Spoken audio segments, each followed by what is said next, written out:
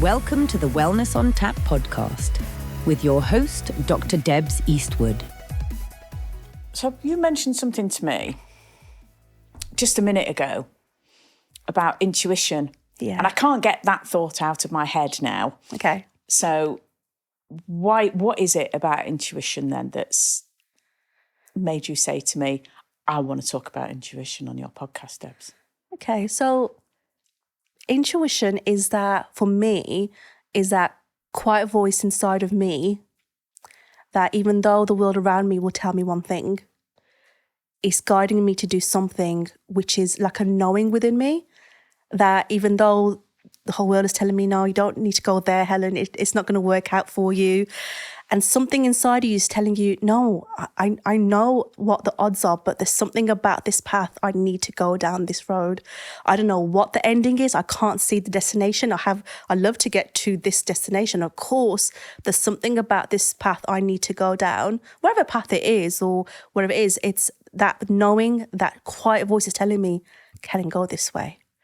And then when I've listened to that quiet voice, it's just opened doors that I wouldn't have even imagined. Go on, there's a story behind there, isn't there? Yeah. So it kind of brings me back to why I kind of started the journey that I'm on, which is that self-development. So I've always kind of remember younger when I was kind of trying to read people or pick up cues, but I don't know what that was when I was younger.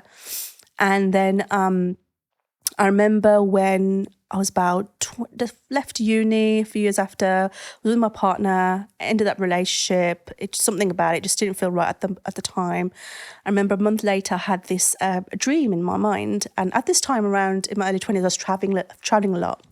And I had this dream, and in this dream, somebody from work was telling me to go up this mountain. It's a bit rocky, but you need to go up this mountain where it looked like Mount Kilimanjaro. Okay. I was like, okay. And then I woke up and I was like, right, I know what my next destination is going to be. It's going to be Mount Kilimanjaro. It's kind of like just had this kind of funny idea. And then I didn't think much of it anyway. And then the next day I had training where I was working, and the guy who was in my dream was in that training. And I said, oh, hi, Gary, you were in my dream last night. He goes, oh, really? I went, no, not like that. I was like, well, you're telling me to go up this mountain at Mount Kilimanjaro, but it just couldn't get through because it's really difficult. And I went, oh, okay, well, there's a poster down the road outside the social club saying you can climb Mount Kilimanjaro with this hospice in our area. And I was just like, oh my God, I need to listen to that. Whoever sent me that message in my dream, I need to listen to that. I didn't need anybody to tell me. I just knew I needed to listen to that. Anyway, so I went down to that place. They didn't have the poster. I didn't know what I was talking about. I was like, okay, use some common sense. Let me call up the hospice. And they said, yeah, Helen, we are going to climb Mount Kilimanjaro in August 2011. And I was like, oh, that's interesting, because I'm planning to go to Kenya anyway because I've got some friends down there. It's my friend's wedding, which is down there at the time, and my friend's birthday. I'm like, well, kind of like fits in, so why not? And it was kind of all synchronized. I was like, okay. There was a few doubts about, should I climb this mountain or not? Can I do it? Can I not? Going in my head, what have you. I should imagine that's very normal. Yeah. Before you climb a mountain. Yeah, lots of doubts, did some training and stuff. And eventually I did go to Mount Kilimanjaro, and I remember we were flying over past the mountain as we were trying to land, and I just realised the kind of enormity of that challenge. I was like, what the fuck did I just sign myself up to? What the hell? And so my aim was to get on top of that mountain. Now, prior to this time, I was just in my early 20s, kind of not had much experience in life, relationships, and this is just post the kind of recession at the time, post 2008, kind of trying to find myself in my career. I did an art degree, so I wasn't sure where I was going in my life. I knew I wanted to support people and help people, work with people, but didn't have much life experience really. And I was kind of very much heady kind of person, not really having much emotional awareness, basically emotional intelligence at the time. Maybe I was still young and naive, right? So I remember at that time, I was kind of, going up that mountain, and I just remember the naysayers in my head, my own kind of inner critic saying, you can't climb this mountain, what have you, And my aim was, no, I want to get to the top of the mountain because it's for charity as well. I was like, no, I'm doing this for charity, not just doing it for myself. This isn't just for me. This is for something bigger than myself. And so I remember climbing halfway, and I remember saying to one of the guys, I remember people telling me, all these naysayers, you're not going to get to the top of the mountain. And I was saying to my the guide, I was like, I'm going to get to the top of that mountain, even if it kills me. And I remember those words as well, because when I got halfway, I actually got altitude sickness. It was so bad. They were saying to me, no, Helen, you need to go down because your heart is like, it's just not good. It's not a good place. Otherwise, it's going to get worse. It's fatal. I was like, I don't give a crap. I'm going. Like I said, I'm going to go. I'm so stubborn like that. Like, no, I'm going to the top of that mountain if it kills me. I said, I'm going to do it. And I'm doing it for this charity. It wasn't, at the time, like I said, I was doing lots of traveling, all these kind of different experiences. Then I realized it was bigger than just a tick box or a bucket list thing. It was like, no, this is for a bigger purpose. Yes. And so I had to admit defeat. I was devastated. I still get emotional just that experience, and it's still very moving. And I remember they said, you got to go back. And I remember calling my dad. I was like, Dad, I didn't make it. I let everybody down. I let myself down. And he was like, no, Helen, like you done the best that you could. And I remember, again, I keep going back and forth, just before I went to climb the mountain as well, we were kind of gathered together at the hospice, getting on the way journey towards the airport and everything. My dad dropped me off. And my dad's just a typical Asian man. He doesn't do these kind of things, work, come home, that sort of thing. And he saw me doing this and he turned around and said, I wish I did something like this. Really? Yeah. How did that make you feel? At the time, it just went over my head. But when I reflect back at it now, I'm like, my dad's passed away now. And I'm thinking, wow, like just to kind of that connection, that awareness, that kind of, for him to kind of have that idea or thinking that it's possible. That's lovely then, isn't it? Yeah, yeah. So I remember that. And so, yeah, I remember... like I said, gone back to the mountain. I spoke to my dad and he said, no, you did everything that you could. That's fine. So I went back down and what I recognised, it wasn't just me feeling like I broke down basically on that mountain because, I felt upset. I felt defeated. I felt like I let everybody down. I bet you didn't feel very good with the altitude sickness either. Exactly, on top of all of that. Exactly, right? But yeah, I just remember it was a breakdown. And, but on reflection, what I did there was, it was breakdown of my spirit in a way. It was a breakdown of those walls that I'd held up. It was a breakdown of all the emotional baggage that I didn't realize I was carrying. And what I was, because a mountain there's a spiritual kind of like, I believe there's a spiritual kind of meaning towards mountains. There's something spiritual about it. Because when you're kind of going up the mountain, it's that kind of, you're reaching towards something higher. It's like the Maslow's higher of needs, aren't you? Working towards something higher. What I needed to do was something practical to go up something higher. But what I needed to reflect was actually, did I need to go up the mountain to reach that awareness, to reach God, to reach enlightenment, to reach... I didn't realize I was trying to reach all of that, but, reaching something, a deeper connection higher than myself. It was within myself. But those walls had to break down for me to realize that I was carrying so much, the burden of responsibility, emotional responsibility from growing up, being the eldest child. Nobody told me that. It's just that kind of, I attached myself to that identity to fix things, and I ended up becoming a nurse anyway. So, helping people, right? And being responsible for people, right? So that's always just been my nature, being the other sister, being a carer. And then here I am trying to help others or trying to do something for this charity and having this, it didn't feel like a burden. I wanted to help these people, but I was carrying so much, but it was carrying the weight of so much emotional baggage in my early years because I had no sense of self at that time. So when all that broke down, that began my emotional, spiritual evolution to start looking within, because only since then did I then realise I want to start working on me. Because when I got back when I got back off the mountain, I went to see my friend who was in Kenya, who was starting the wedding proceedings. And on the way on the aeroplane, I was just going from Tanzania to Kenya. I kept thinking about her, and I had there's something with this voices or whatever, thoughts or whatever was coming on my mind, just random stuff. And I sat down with her. She was somebody I went to uni with. We were having a bit of a catch up, and just telling about my experience on the mountain. And she was just getting ready for her wedding. And I said to her, because I said something on the plane, it said something about, it sounds really kind of a bit, not perverted, but yeah, it's not meant to be, but I kept something about her breast. I was like, okay.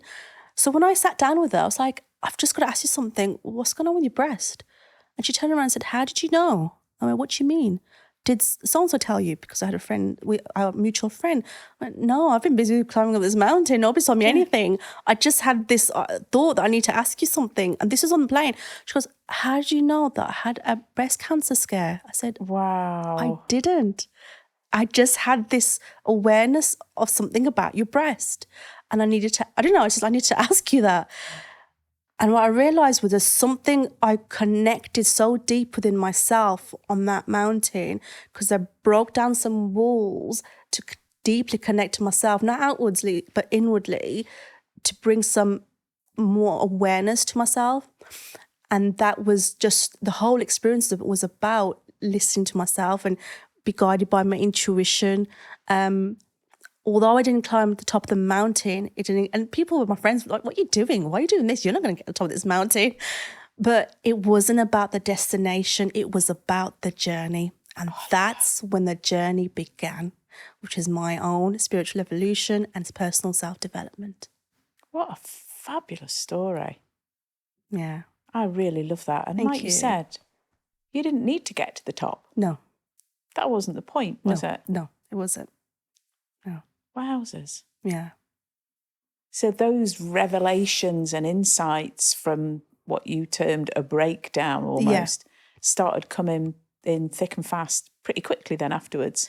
Yeah. So when I got back home, I already had been accepted to start my nursing degree. So I just literally started my nursing degree. So that was in the summer, October, I started my nursing degree. But at the same time, I was really nervous about this because I was introduced to Reiki at that time, because I felt there's something I just wanted to shift within myself and work on myself, because relationship just wasn't working for me at that time. And before I climbed that mountain, and I was like, and at the time I was nervous to even start learning Reiki for myself. So when I climbed off that mountain, that's when it hit me. I want to home in on this a bit more and understand what this is I've got. Because there's this connection that, how do I get this back again? How do I connect back to that again? You didn't want to lose it. Yeah. So that's when I started, as well as starting the nursing, it really complemented because I started learning Reiki, which was learning to heal or work on myself or understand my emotional blocks or things that were keeping me stuck and helping me evolve, reflect and build on my emotional awareness as well. And that's what brings me here today. That's wonderful, because it's very unusual, and yours is such a positive way of getting to the fact that most people tend to go down either the allopathic route, which would be nursing, medicine, etc., the clinical route, or the complementary route. Yeah. And you were doing both at the same time. Yeah. That's amazing. Yeah. I've always toyed when, like, how do I sort this business out? Do I just stick to the nursing? Do I stick to the holistic stuff? I'm like, well, actually, they work hand in hand. Why does it have to be separate? They work hand in hand. Obviously, when I'm working in my nursing role, also as a therapist as well, I'm not going to use my complementary stuff because, they're signing up for whatever's required in that clinical role, right? But I'm able to use my intuition to ask the appropriate questions or understand what's going on. or able to connect and build on that relationship, therapeutic relationship with them, right? Or when I'm working using my holistic modalities, and I can see that something's going on, I can use that kind of clinical experience and knowledge and technical kind of understanding of why this person might be having these certain blocks, and we call it formulation when we're using clinical work, understanding what the historic stuff might be in influencing the presenting difficulties, or where they might be stuck in the relationships, what those kind of patterns or behaviours are. So and how the thoughts are working and impacting on their emotions. So I can use it in a way, and either way. So yeah, that's where I realised that I can use it together. I'm multifaceted. I don't have to stick to one. I can kind of use different modalities as appropriate for whoever needs it, because for people who want to do that work, or do whatever healing they want to do, it's nuanced. People have different needs, and people are drawn to different things and works differently for everybody. So yeah, I think there's a place for all these different modalities, whether it's clinical in nursing or therapy, or it's complementary kind of modalities as well. So is it psychiatric nursing? Yes, that you specialised in? Yes. I kind of guessed from what you were saying there. Yeah. And like you say, what a fabulous way. I think everybody should be trained to do that. Everybody that goes into psychiatric nursing, is that a separate degree right from the beginning? Yes. Yeah, I thought it was. Yeah. It should be included. Complementary skills should be included. Yes. Yeah. Because the aim of the game with psychiatric nursing, well, with any medicine, any healing, anything, is to try and help people to get better, to feel weller. Yes. And you've got to have a full tool belt. Yeah. Yeah. Because even for myself, when I've worked on my blocks or difficulties or patterns or understanding things about myself, I have accessed some therapy, tried to understand it. But that was very much in the head, and understanding the process, or where this difficulty may come from a parent, or this experience came from that and this.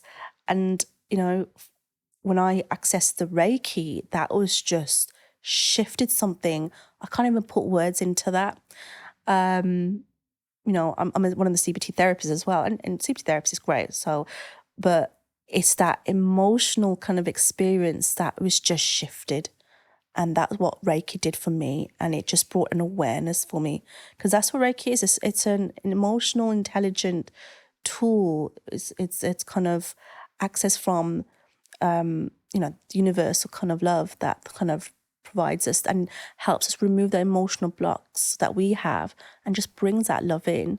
And love when that's brought in, it just helps with that healing, I bet a lot of the patients that come through psychiatry, because obviously I had to do some psychiatry training as part of being a medical student. Yeah. And I bet no patients, or very few, not none, very few, come across somebody who is approaching them with the mindset that you do. You're looking at them with love. Yeah. Yeah. As opposed to looking at them just as what's going on in your life, what diagnosis can we get, what treatment can we get for you? Yeah. Which is also appropriate. I'm not saying it isn't, but almost depersonalised. Well, as a nurse, it's interesting because when I was learning nursing, and they used the Carl Rogers humanistic approach, and he discusses, I think there's 3 areas that's really important when we're connecting to our clients, is unconditional positive regard, empathy, and non-judgmental approach. And when I've been doing my personal work in development, especially using my Reiki, that is what it is. It's kind of, you're not being judgmental, you're understanding them, and you're having the unconditional positive regard for them.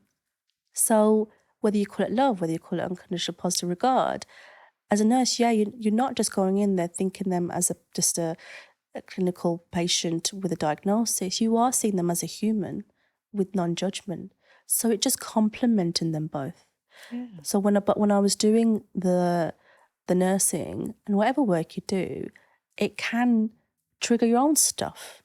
and it can certainly drain you and stress you out.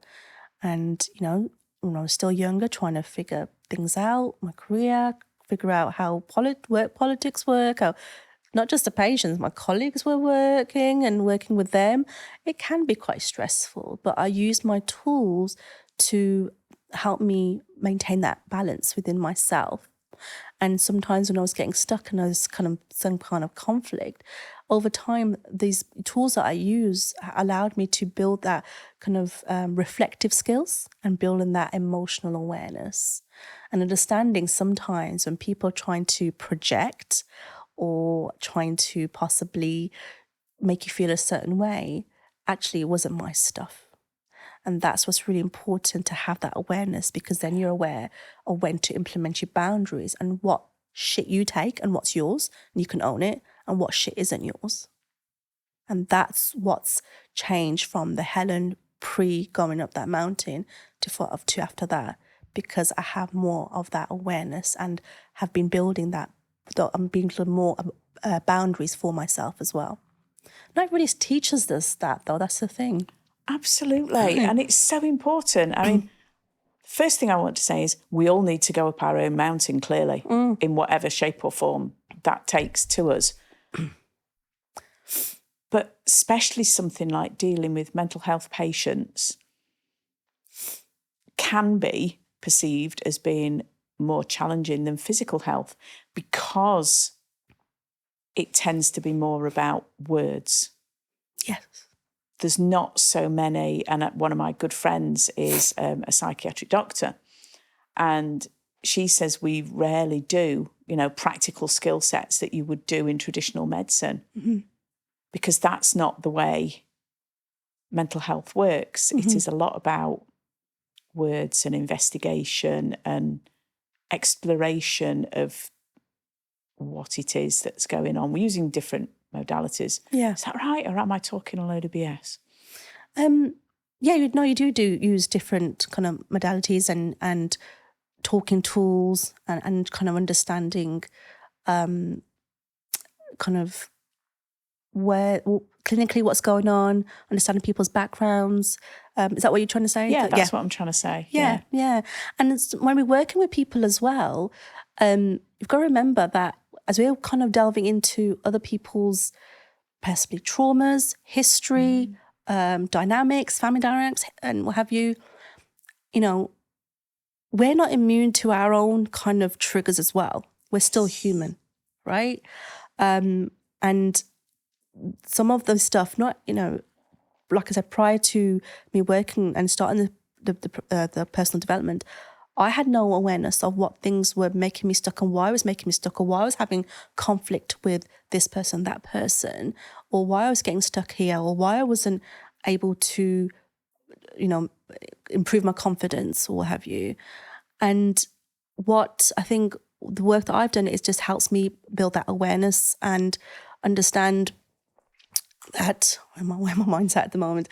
When we're at work, and people work with, it can trigger our own stuff, basically. Totally. It can trigger our own stuff. And I think that's where I think that emotional awareness, the kind of personal development helps us to be aware of our triggers, where they come from, what's making us stuck in certain areas, what's making us ill as well, maybe, or, why we have struggling with our relationships. And at the time when I was, working as a nurse, I had my own personal stuff I had to deal with as well. Of course, because you're human. We're all human, exactly. We all have that. And the tools wasn't just helping me, be more of a reflective nurse, building that emotional awareness. It was helping in my personal life as well, in my confidence, in my relationships, in my health. And like I talked about boundaries. Yeah, so important. Yeah, exactly. And understanding why had to go back to where some of this was coming from, doing some of that inner child work and looking at where some of that wounds were coming from and why. And then taking more accountability of, okay, so where am I now enabling some of this? And that's the hardest truth, is swallowing that, is being really radically honest with ourselves and saying, okay, before it was a place of life's happening to me, people's treating me this way, this person's doing that to me. And then that switch had to change when I started that personal development. Actually, I was allowing some of that because I didn't know any better. Some of it was through learned behavior. Some of it was through my conditioning, upbringing, or some of my wounds, right? And that's when the healing began, when I was able to recognize that and take accountability for my own transformation and my own change. That's really insightful as well. I mean, how many of us would put our hands high up in the air at first glance and say, let's dig up, the wounds from the past. But you have to caveat it with, so that you can heal and have a better understanding of you and the way you interact in the world going forwards. Because otherwise, like you say, it's a really huge bitter pill, isn't it? The thing is, sometimes we don't want to dig up the past. And it wasn't a case of I wanted to go there. It was a case of the universe like, no, Helen, you need to look at this stuff. Like, it was like screwing my face. You need to look at this, right? And when you see that repetitive pattern, that's when the universe is showing us, these messages that you need to look at this, you need to look at this area, whether it's your illness, whether it's your relationships. We can get ourselves into loops. We're habitual people, aren't we, as humans? So we get ourselves into these habits and these patterns, and we see these patterns and again, and we're banging our head. Why isn't this not changing? Why are we why are we stuck in this? That's because there's something we need to look at. And then that's when we need to start being really radically honest with ourselves. And sometimes we need to dig a little bit deeper what that is. So yes, it is painful to start digging up our skeletons or our pasts and stuff, or our family history. Nobody wants to look at that. People want to keep that kind of like not turn over, right? And myself as well. But because I started and committed myself to this personal development, it's like the universe is like, no, you need to look at this. No, you need to look at this, Helen. You know? Like even this as well, like I've said before, like doing kind of speaking in front of others, or because I do have some of that performance anxiety, but I'm being called to like, Helen, I need to go out there now. I need to get outside of my comfort zone and put myself out there. So yeah, I'm having to challenge myself. So it's like these opportunities come in. It's the universe saying, no, Helen, come on, you need to step up now. Stop staying small. Come on, get up now. We don't give a shit now that you're scared. Get the fuck up there and just show yourself and be more you. So yeah, it's layers, isn't it? So there's many reasons why we have to look at that and ask ourselves why we keep bang ahead on this. Why can't we move forward with this? And what do we need to look within ourselves? Do we need to look inward? Because we may think, well, it's that person did that to me, that person did that to me, the government did this to me, my job person, my work did this to me. But somehow we have to take full responsibility somewhere and just remind ourselves that we've also contributed somewhere. Yeah. And that's really consciously hard. Or unconsciously. Exactly. Consciously or unconsciously. And that's the bit that's really hard to swallow, isn't it? Yes. When we somehow contributed to that and we are responsible to that. But when we do that though, because when we have that awareness that we are somehow responsible for that, or we have that, we are responsible, then we have that power to change it. Because when we have that awareness, it builds that intelligence or knowledge. And knowledge then allows us to then know what we need to do, which is to make changes, and then gives us the power to change. So knowledge equals power. So we do have full awareness and acknowledgement of what we contribute. We then have the ability to change it and transform that. Yeah, because we can't change other people, can we? Exactly. And that's something I learned along my road, that my journey was that I couldn't change the people around me, my family, or certain things around me. But as I was changing, that's when I would hear my dad say, I wish I did that. And that was something I could see that was starting to make him think, because he once said to me, which is interesting, and I'd had some healing on this and therapy on this with my relationship with my dad. And there were these things about what he was doing in his life that as a family, we wasn't happy about. And I never questioned him all his life. And I was working on this for a while. And I think I think I was about 28 about this time. And I confronted him about something, about what I was unhappy about, just his choices in his life.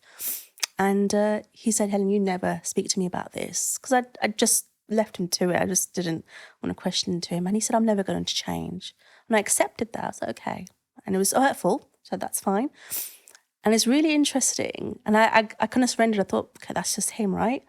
And at that time, I was kind of going to retreats and all these kind of different things I was doing. I remember going to this retreat. It was up in Scotland, this beautiful retreat called Anacosa. And they do like yoga and kind of mindfulness activities. And we're having these group conversations, right? It was like a writing retreat, like poetry and just writing our thoughts, what have you. And we were kind of just talking about, difficult things that we experienced. And I was just saying about that relationship I had with my dad. And I said he never wants to change. And it was quite emotional for me anyway at that time. And I remember this father that was there, and he was really moved and started crying. And the person who was leading said, Adrian, why are you crying? And he said, because I have a daughter her age and I understand what she's saying, and I want to change my habits because my daughter wants me to change. And in that moment, I just recognized what the universe had just showed me. Although my dad, he loved me and everything, and I loved him, he was saying, I'm not going to change my behavior, my habits, who I am. And I had to accept that. What the universe is showing, although your dad didn't want to do that, there is a father who does want to change. So not all men are like your father. They're not going to change. So there are people who can change. So that's what I mean. The universe can really communicate with you in so many different ways. Just got to be really open to receiving those messages. Yes. And that was the message for me. Yeah. I mean, for me, about 7 years ago now, I drew a line in the sand in my life and wanted to just stop the toxic cycle I realised I was in. And I just threw myself into doing other things to make absolutely sure that I wasn't going to reproduce it again. And it just so happened that it came at the time that I'd finally persuaded my youngest daughter that we were going to move house. I mean, I'd separated from her dad, and I think she'd got quite attached to this new place as this is where I see mum. And, she was a young teen. And so I think she was struggling with the concept of, that changing. Yeah. But we had to move for various reasons. And so that occupied me. And it was really good. It really helped. And then obviously when we got the new place, I was massively occupied there with getting it all set up. And do you know what was really interesting? Going around and looking for bits of furniture. Because I left various things in the house. It was a lovely young couple just starting out that were buying the place, who, funnily enough, I'd met the girl before from the couple, or the young woman, not girl, through my son. She was his age. So, and, they had got nothing. So I says, well, I don't particularly want this, this and this. Big pieces of furniture, dining room table and chairs, big, floor to ceiling storage cupboards and things. And so I'm quite happy to leave all of those. Okay. And wardrobes, I was glad not to have to bring them, to be quite honest. And that meant I had to go around and start choosing some of my own. And what I realised was I didn't like anything that I thought I liked when I actually really listened to what I wanted, which was a big surprise. And so I was able to be me. And friends that have known me for 30 odd years came round to see the new house. Debs, I didn't know that you liked that. I said, no, neither did I. And that was the beginning of the awakening, if you like, to me, that the reality that I had been suppressing me for all of those years. And funnily enough, things like buying furniture and choosing decor were the things that allowed me to go, yeah, actually, that is what's been happening. Okay. And that gave me more confidence to think, well, I can apply this in more, relevant aspects of my life, things that will actually help me to move forward. Yeah. And I can say with my hand on my heart that I have not entered that toxic cycle since. Not saying I'm perfect. I'm still absolutely on a journey. Yeah. I have a long way to go, like the rest of us. Yeah. But that particular cycle has well and truly been broken. That's good. It's wonderful, isn't it? No, that is, yeah. Yeah. A bit like your mountain experience, except mine was moving house, maybe. I don't know. Everybody's experience is different. It doesn't have to be mountain. It could be something as small, or it's still significant to you, though, isn't it? Yeah. But it's interesting. You were talking about how you chose things that you wouldn't have chosen before, and it makes me think. Well, were you choosing before? Because was that really you, or was that other people's projections? What you should choose? Absolutely the latter. Yeah.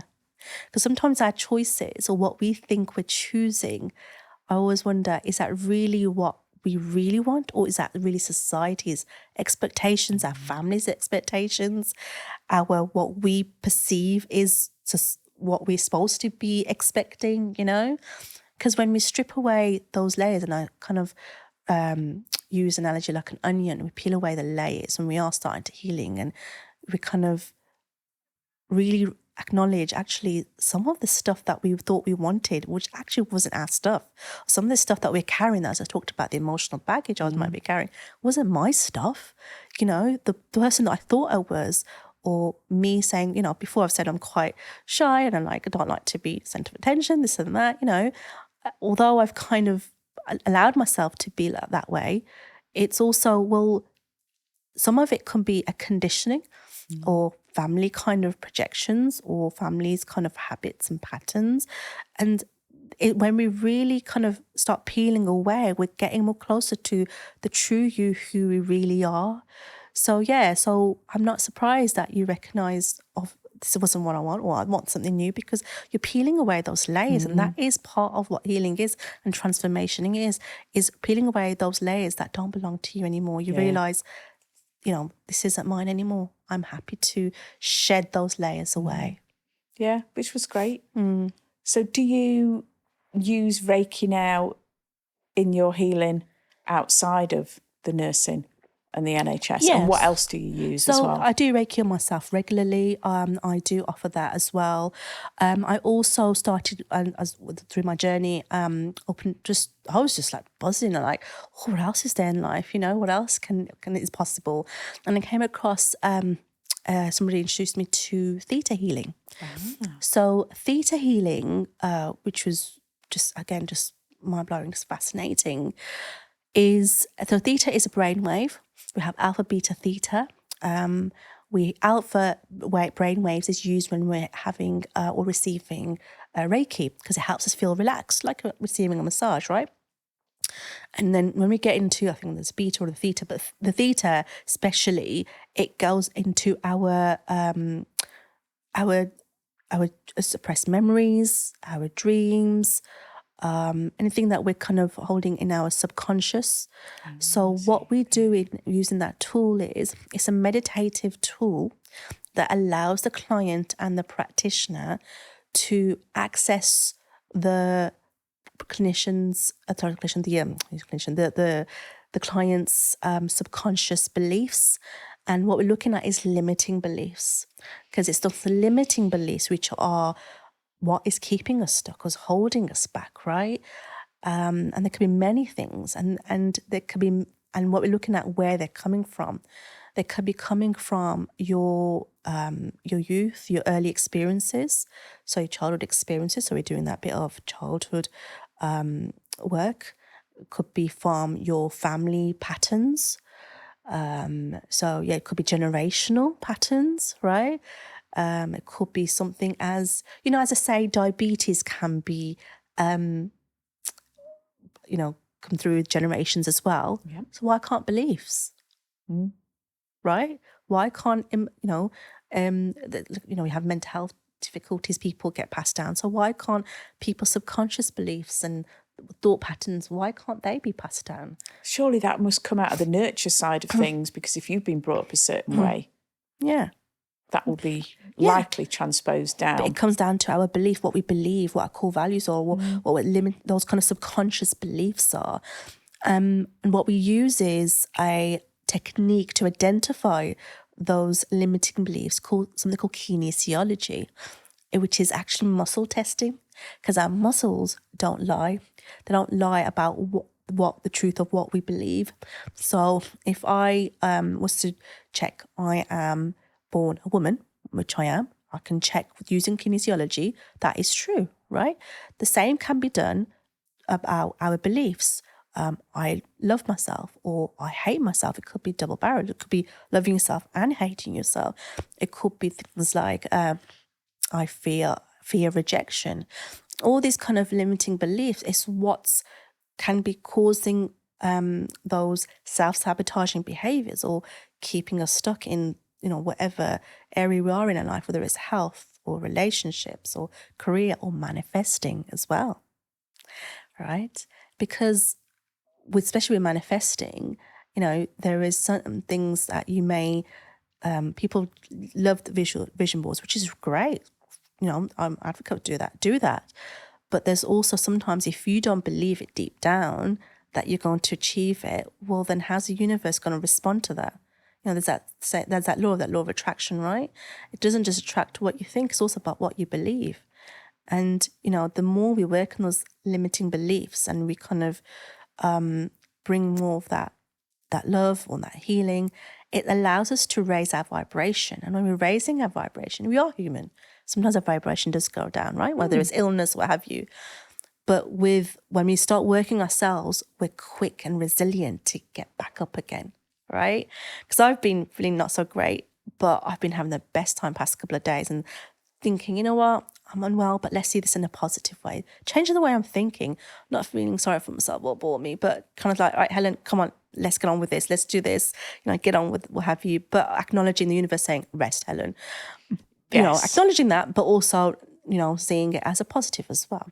But it helps us bring our, like I said, when we're building our vibration, when we're not holding on to so much of those limiting beliefs or those negative things that we hold on about ourselves, it allows us to vibrate more positively. And when we're vibrating more positively, we're able to raise that vibration and that matches the universe. And by doing so, the universe is responding to you more. So the manifestations can get more clearer or abundant. With you. So I understand. This is working all the relationships, and it's like I said before, it's not about the destination. Maybe, there's things that the universe has given to me. Like I said, I have been given certain things in my life. It hasn't worked out. It doesn't mean I failed. It doesn't mean the universe didn't deliver. There was a lesson why it didn't work out. And then that lesson allows me to have more awareness and more growth and accept the lesson and acknowledge it. Like, okay, thank you, universe. I've learned my lesson. Let's get on with it. Let's grow. And this allows me to grow rather than be stuck and thinking, poor me. Oh, what's happening to me? Sometimes I feel like, oh, come on, universe. But I have to kind of shake her off and like, okay, there's a lesson here. What's my lesson? And that's what theta healing allows us to understand is the lessons that we're learning from these experiences, whether it is these experiences, the limitations come from, whether it's, like I said, our early life experiences, our family genetics, our even they say historically, so it could be past lives. I mean, if you don't believe in past lives, you could say alternatively more like the collective consciousness, right? What women should be or what men should be. That's a collective thinking, isn't it? So then we end up thinking that, and that becomes sometimes can be a limitation if we think, for example, women need to be this or men need to be that. That becomes into our limitations. Then I need to feel I need to do this because the society has said I need to do this. So that becomes a limitation, right? And also what deep down our soul, what our heart really wants as well. So there's those many different areas that we use and understand where this limitations come from, which is different to when I'm working as, for example, as a therapist. We don't go into use my intuition, going into past lives or going into, what your family genetics believe, all that sort of thing. It goes beyond that. And that's what I love about using theta healing, but not negating what this clinical kind of therapy does. It has its place. Certainly. Some people are not ready for this kind of stuff. They kind of, they have their beliefs about it, and that's fine. But there are people who are open to it, and there is a place for it. But I believe there's a place for both. Completely agree. And that is one of the things where we are so on the same page, isn't it? You know, I mean, we both come from a traditional medicine background, clinical medicine. Yes. But are incorporating Yeah. other modalities because we see the benefit. Yes. And we don't disbelieve in clinical medicine at all. It has a very valid role to play. Yeah. But, and that's the problem, isn't it? There is definitely a but. It closes its eyes on things that we know for a fact can help people. Yeah. Yeah. Yeah. So where are you going to go from here? What's next for Helen? So at the moment, I'm still working clinically. I am now developing my holistic business for clients where I want to make this more professional and offer my services of Reiki and theta healing as well. For those who want to go beyond just mainstream therapeutic kind of modalities, and just the mindset, there's more to it. And, you know, someone who wants to be guided by intuition. But what I'm doing is, it's not that I'm coming as like a healer and I'm telling you what to do. That's not my role here. My role is to give you the tools to empower yourself to do your inner work, to be who you want to be. Because with my business called Transform with Helen, it's not about transform whatever you want to be, really. It's about doing your inner work, and whether it's healing or changing something. And healing, it's very nuanced as well. Like in nursing, we say use like recovery, right? And recovery is nuanced to everybody. It's about from a place of feeling stuck or feeling disabled to feeling more functional, right? The same can be said with healing. It's not just a woo word. It's whatever you feel is right for you. What do you want to heal? What do you want to overcome? That's what the transformation is. Because when we're stuck, we're in that.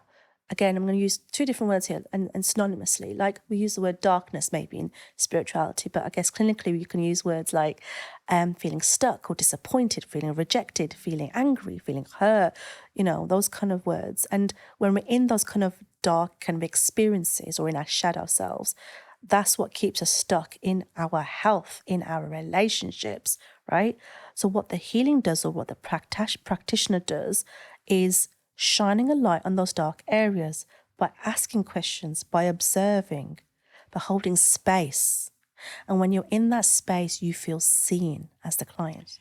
And when you feel safe enough to do so, you then allow yourself to come from a place, transform from a place of that dark place to a place of love. So essentially, and I've been following a lot of Marianne Williamson, and she talks about there's two main emotions of fear and love. When we're in fear, we're in that kind of dark experiences. But when we're in a place of love, because that's what we're kind of growing towards, aren't we?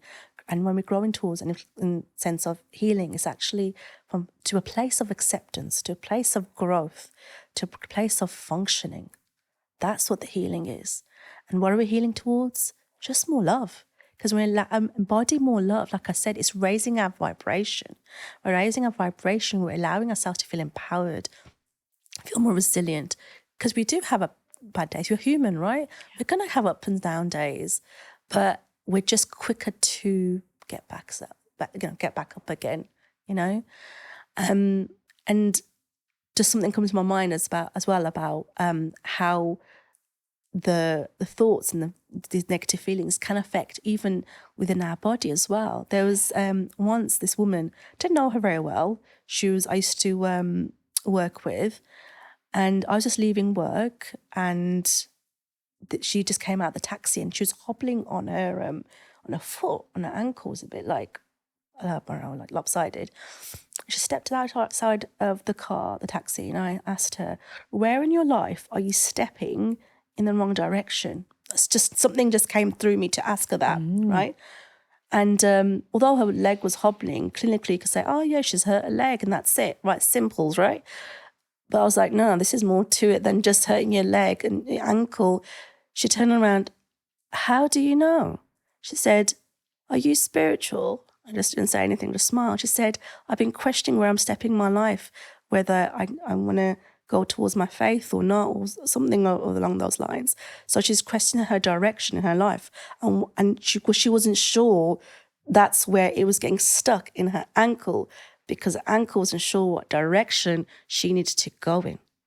That's pretty amazing. So sometimes even your illness, your health, the relationships tells you a lot, and that's what the intuition has allowed me to kind of be aware of, I guess. I'm still learning and evolving through that as well. But yeah, that's when we shine a light on those things and ask those questions. She was able to ask herself, yeah, you're right. Where am I stepping in my life? I need to really think about what direction I'm going into, but I'm a bit stuck in this at the moment, and that she was trying to figure out which direction she wanted to go in. So that is what my role is, asking those questions, intuitive questions, which goes beyond just the mindset. It goes into more of expanding your mindset into what is possible. I absolutely love the fact that you have the courage and enough purpose behind what you're doing to be able to speak out to these people and say what your intuition is telling you, because it didn't appear to have been wrong up to now, and that's really powerful. Yeah. It can be life-changing, can't it? Just asking those questions and just, like I said from the beginning, it's like listening to that quiet voice when everyone's telling you you might be wrong and you're having to stand in your truth and be like, no, there's something here. I need to either speak out or do. And who knows what change that can create for yourself or the other person, And what I'm doing is not giving you the answers in my whatever role I'm taking on, whether it's clinical or holistic, is asking the questions for you to think about, reflect on, so that you start trusting yourself and your awareness and your intuition. How wonderful. Yeah. I think you need to be doing more and more of this, and you need to bring your gifts to the world. Thank you. Yeah. And not just myself. I think everybody's got a gift, right? And a gift of just being more who they are and bringing that love and being more themselves, because everybody has a purpose, and just to be aware what their purpose is and just grow towards love. Which is wonderful. Yeah. Thank you, my darling. Thank you.